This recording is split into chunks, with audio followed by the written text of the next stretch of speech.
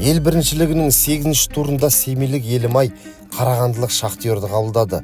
Былтырдан бері аяқ топты төрге шығарып, футболға белсене кіріскен семейліктер биылда жүлдеден үмітті. Андрей Карповичқа артылар жүк ауыр, қалған ойыншылар орындау керек. Бір білетініміз, осы артылған жүкті команда сезіне білет. Енді ойынға келсек, бастай сала гол соғуды жақсы көретін алаң иелері Суприков қорғаған қақпадан саңылау табуға тырысты.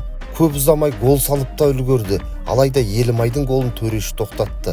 Ұрыста көрінбесе де, тұрыста жақсы қимылдайтын Роман Мұртазаев өзінің туған командасына гол соғуға тура келді. Қызықтың біразы екінші таймда көрінді. Айтпақшы, жанкүйерлер жайлы бір-екі ауыз. Семейде футбол қозғалысы басталғалы стадионды оңай толтыра салады. Қолдау жағы ол бөлек әңгіме.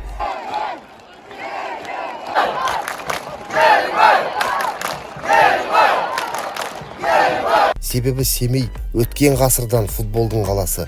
Оған тарих куә. 90-шы жылдардағы алтын дәуірді қайтадан бастан кешсек дейді. Қалғанына уақыт төреші.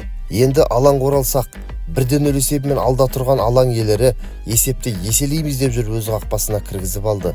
Гол авторы Абылайхан Назымханов. Жеңістің дәмін сезініп қалған елімайлықтар тең нәтиже қанағат етпейтінін біліп, тайлы тұяғымен алға ұмтылды.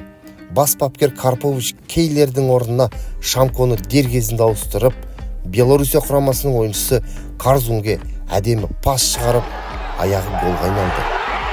Қорытынды есеп 2-1.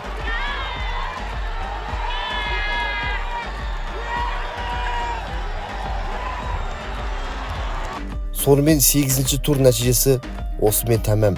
Ақтөбеден кейін 2-ші орынға жайғасқан біздің команда 3-ші орынды алматылық Қайрат түйіндеп тұр.